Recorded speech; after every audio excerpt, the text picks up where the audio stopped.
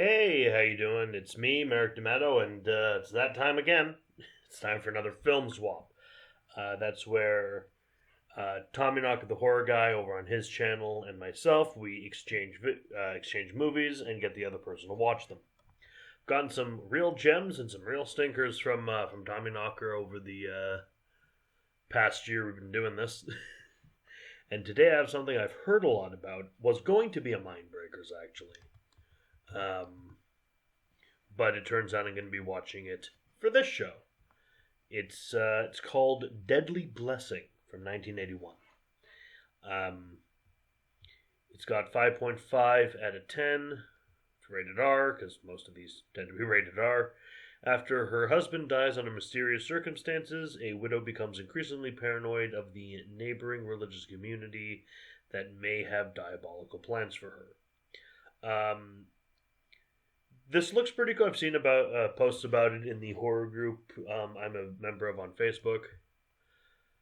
The thing that really intrigued me about this, I actually did not know it was a Wes Craven movie beforehand. I just saw the pictures of the main villain, played by, let me just double check if I'm right or pulling stuff out of my ass here.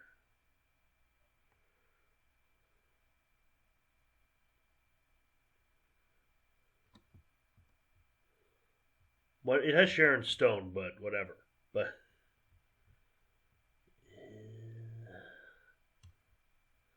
could have sworn it had Ernest Borgnine in it. Yeah, Ernest Borgnine. The villain is played by Ernest Borgnine. Now, I've seen a few things with Ernest Borgnine. Obviously, he's in SpongeBob. we all remember his proclamations of evil when he was Mermaid Man. Also, rest in peace, Ernest Borgnine. Though I mainly know him from Escape from New York, in which he plays Cabby, the cab driver. I've seen him in some other things, seen him in some old war movies. He's a really good actor. I'm always happy to see Ernest Borgnine in a movie I'm watching. And funnily enough, this actually came out the same year as Escape from New York, which I make no secret of is probably my favorite film of all time.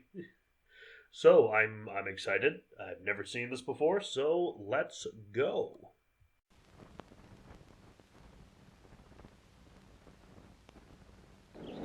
In the rolling hills of eastern Pennsylvania, in this quiet community of simple farmers, untouched by time, a gruesome secret has been protected for generations. Into this world come three young women, drawn by the beauty of the land, unaware of the mystery it holds. How could they have known that what they would discover would call forth a deadly blessing?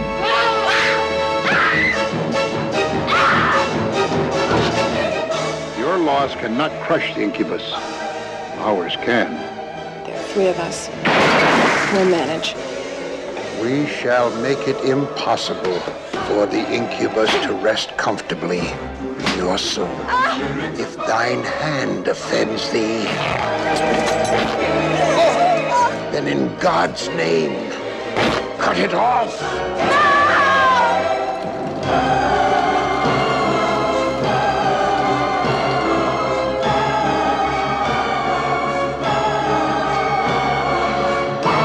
The incubus has arrived.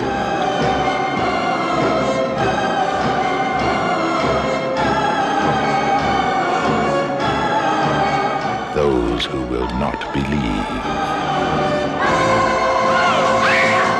Those who will not be warned. May you be damned in hell. Those who will defy its power.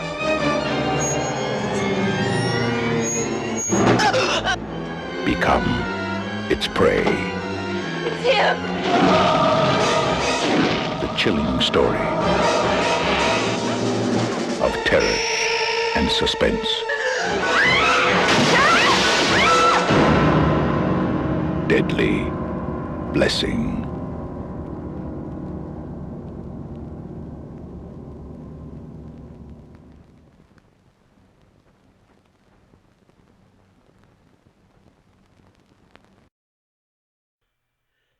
Okay, so I'm gonna get this out of the way right now for my discussion of this movie. Spoilers ahead. There are some major fucking twists in this movie, and if you don't care, if you can enjoy the movie regardless, or if you never plan to see the movie, you can continue listening. That is perfectly cool. If you are interested in watching the movie and would like to watch it without knowing what's going to happen, pause the video, watch the movie, then come back. Or hell, stop watching altogether if you like. It's perfectly fine. I won't take it personal. Try to come back and watch the video after you see it, though. That would be nice. It would make me happy, but no obligation. You don't have to. It's fine. So we begin this idyllic. I'm gonna assume it's Nebraska. Place. There's this woman and her husband Jim. Jim's riding around doing his stuff with his tractor. His wife's doing housewife stuff. They seem quite happy. A girl called Faith is painting the view, and painting the wife, whose name is, let me just remember, with the wonders of IMDb. I'm terrible with names. Maren. No, Martha. Maren Jensen's the actor. So Faith's painting Martha. Well, when William, who is played by Michael Berryman, from who you probably know from The Hills Have Eyes, another Wes Craven movie that we have talked about. That was on Mindbreakers. Shows up, screams at her that she's the blood of the incubus, and chases her onto Jim and Martha's property. He tells her to. Jim tells William to essentially get the fuck out. That his dad's gonna be pissed at him. So William leaves, not before giving a curse or two. And Faith leaves as well. Later on that, we also at this time meet Isaiah, who is he is the leader of a Hittite community. Let me just check if Hittites exist.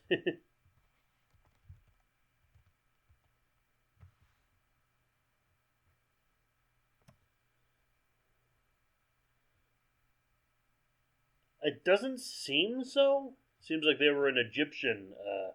There's something in Egypt and Greece. It seems like they're a much more strict version of the Amish. I think. Oh, by the way, if I'm wrong about the Hittites, this version of Hittites existing, feel free to correct me on that. I can't find anything about them. I don't know why they're worried about having them be Amish. It's like, oh, we might offend the Amish community. I'm pretty sure they're not going to watch the movie, Wes. They're not allowed to. That's kind of the deal. So he smacks his son for staring at the tractor. Apparently that's his brother. Jim, he smacks John. John is still Hittite. Jim left the Hittites.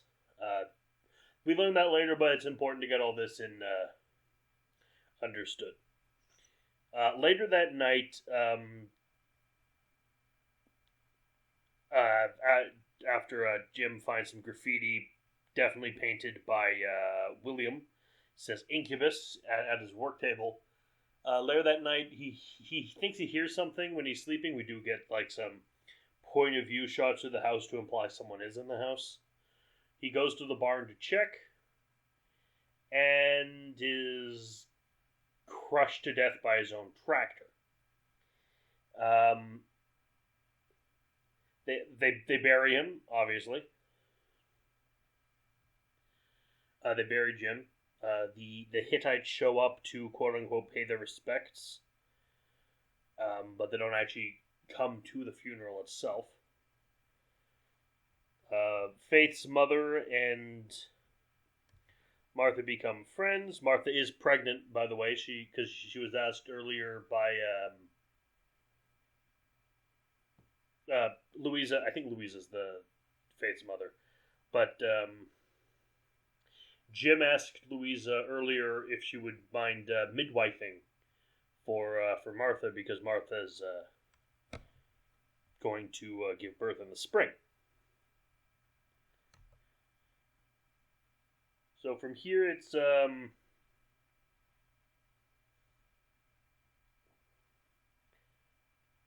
we see some of Isaiah. He is played by Ernest Borgnine, by the way, and holy shit, he does such a tremendous job in this movie. If I didn't know going in that this was Ernest Borgnine, or if I hadn't known that Cabby in Escape from New York was Ernest Borgnine, I would not know that these are the same actor. This man is a fucking miracle. Ernest Borgnine was such a good actor. They don't even, and like they're the same face, and like yeah, Cabby has like longer hair. He's got the Cabby hat on and everything, and this guy's got the Amish hat and the beard and the Abe Lincoln beard. They still don't look like the same person, and it's not like there's heavy prosthetics or anything. Just the way they act and sound affects the way you think they look. It's amazing. Fucking Ernest Borgnine is a fucking legend.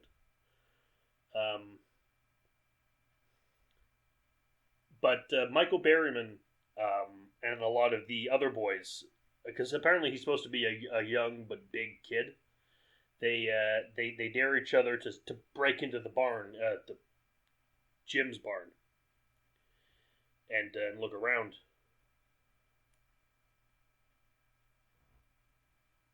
And as Martha's coming back in, they like, oh shit, and they leave.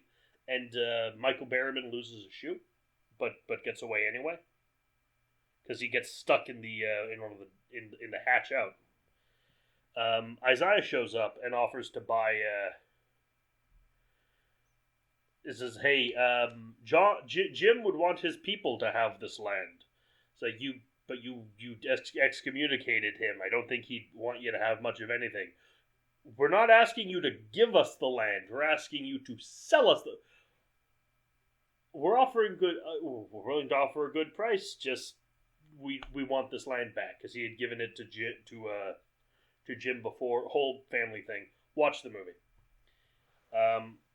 Unfortunately, that night, William is yelled at by his dad, because shoes are expensive.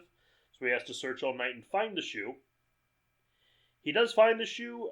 Then he gets literally stabbed in the back. He finds the sheath of it. He's looking in the window at two of Martha's college friends come over. One is played by Sharon Stone. Michael Berryman watches Sharon Stone changing, and he finds a leather knife sheath, and then himself gets stabbed in the back.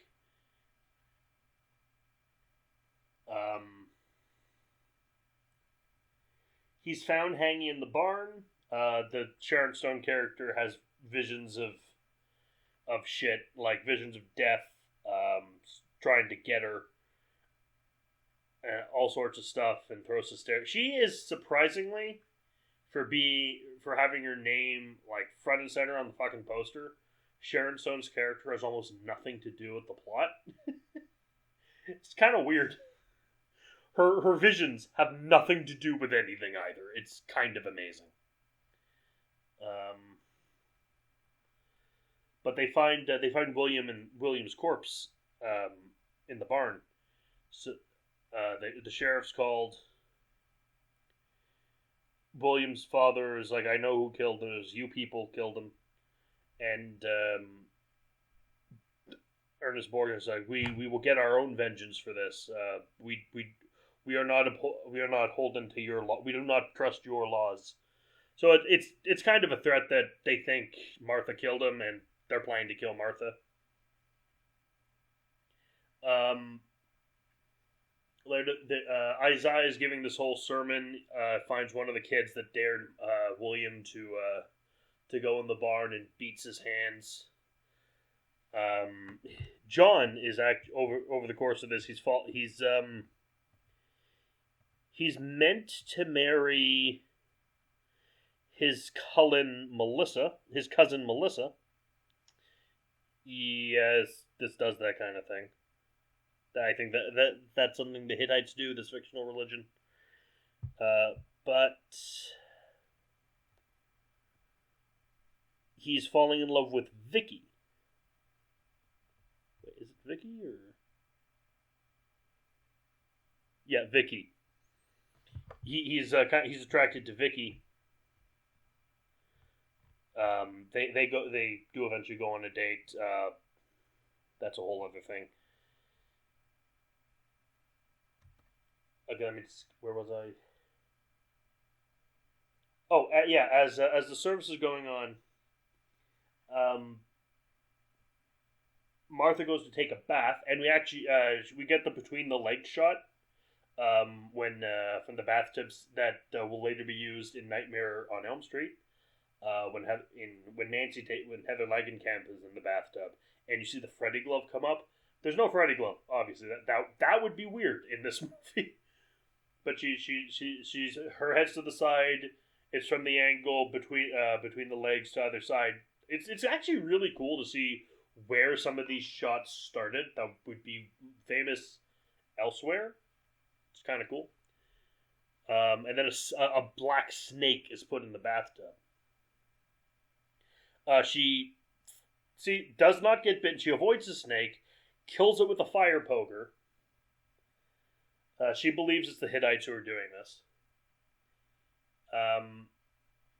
The next day, Melissa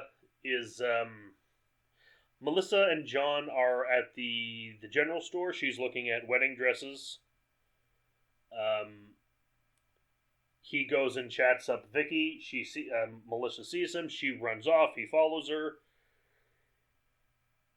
He kisses her against her will and tears out her clothes a bit. Not great. She runs back to the Hittites. Isaiah sees the state she's in. He's like, "Who did this to you?" Then John shows up. So it's like, John, get to the barn. He's gonna beat John, but John catches his hand, and then Isaiah freaking excommunicates him. He casts him out. So he hitchhikes to town. He goes to see a movie with Vicky, and then she shows him how to drive. It doesn't go well. They almost run into a tree, but they don't. Pretty good for his first time, though. They start making out. Melissa wakes up, screams John, and picks up a knife and goes. Then someone stabs, shows up with a knife, stabs through the car, it's a convertible, stabs through the car roof, kills John, then puts then douses the car in gasoline, and then leaves the canister on the roof and lights a fire, which, even though Vicky drives off, the fire catches up and kaboom.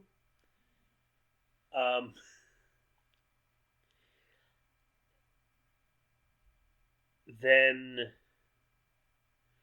some dream from Sharon Stone, not important.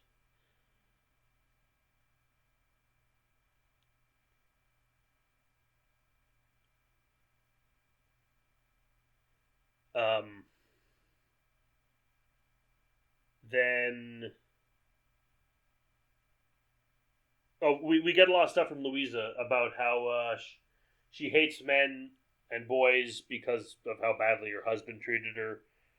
If her kid was ever born a boy, she would if Faith had been born a boy, she would have thrown him in the river to drown.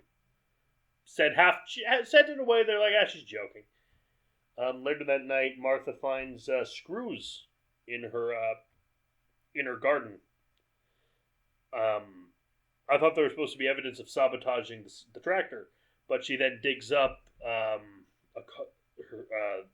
coffin. opens the coffin, and inside fucking chickens come out, like just hundreds, like not hundreds, like 5-6 chickens just pop out of the coffin. I'm like, what the okay. You buried the chickens, I guess. It's set up like this big jump scare or something as chickens. Like, okay. And then she runs off. She goes into.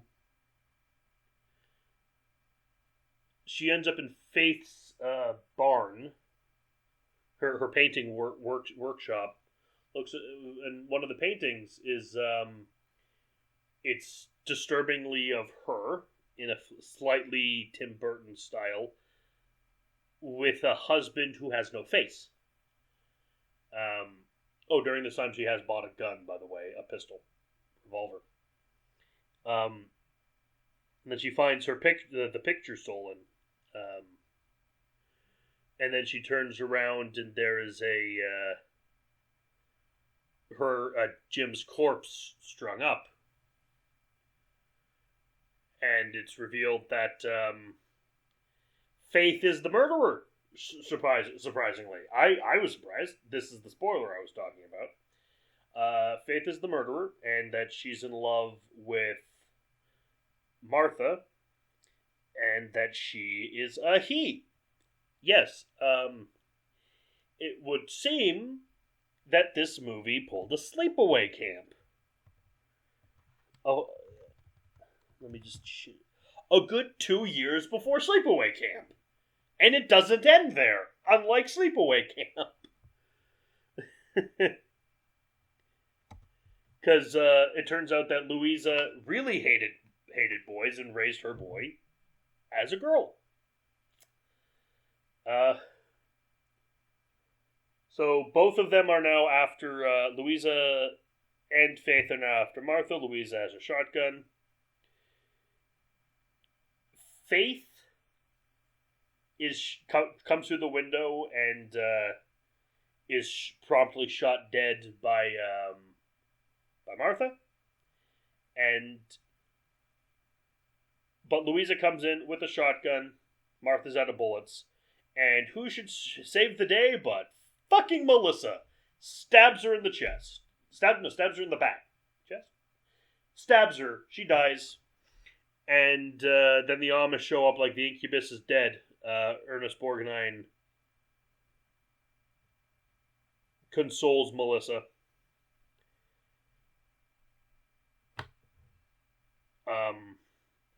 Sharon Stone leaves. Martha's gonna stay there because it's her home. The Hittites seem like they're leaving her alone now. And then things get stupid. We're almost near the end of the movie, but things still have time to get stupid because Jim's ghost shows up, like gray and bloody, kind of looking like the Flyboy from the original Dawn of the Dead, and is like, "Beware the incubus!" And then a green-eyed, like wolf-faced demon thing bursts out of the floor, grabs her, and goes back down, and then the floor fixes itself. And then the movie's over. Like, I was expecting, this is like something in her mind, right? No, out of fucking nowhere. Demon. Just demon. Demon happened. Apparently. It's rare movies can do this, but they're very few are the movies where I'll be watching it and I will yell out, "What?" But I yelled out, "What?" at this one. Like, it was over. It was done. It was fine. And then fucking Demon. Demon didn't even really do anything. It was just, grab, back dead. Fucking Goober comes up, grabs her, goes back down. It's like, okay. That happens. And that was Deadly Blessing. On the whole, except for the fucking stupid ass ending, I like this one. I did not see the twists coming. I did not see that Martha was a boy or the killer. Neither of those occurred to me at any point. In hindsight, yes, there were clues, but I'm not only am I surprised that Faith was the killer, I was also surprised early on that Michael Berryman was not the killer. And I'm surprised that fucking Isaiah had nothing to do with anything, because he's all over the posters.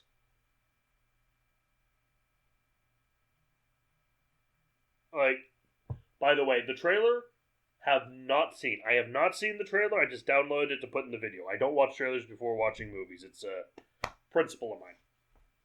But that was... I liked it. I actually... Thank you, Tommy Knocker, the horror guy. I very much liked this one. I may watch it again. I think that's the most important... the most important way to tell if you liked a movie is if you would watch it again, not for review. That's the best way to tell. I gave him something to watch. Look out for that on his channel. And I hope you like the new look. I put a little title there. Film Breakers. Film Swap. In like the kind of 90s-ish colors. I'm trying to tie both this one. I'm trying to tie Film Swap to Mind Breakers as like a spin-off on my channel. So I'm trying to have it look kind of the same. Anyway, I have been Merrick Tomato, and I'll see you next month for another Film Swap. Ciao!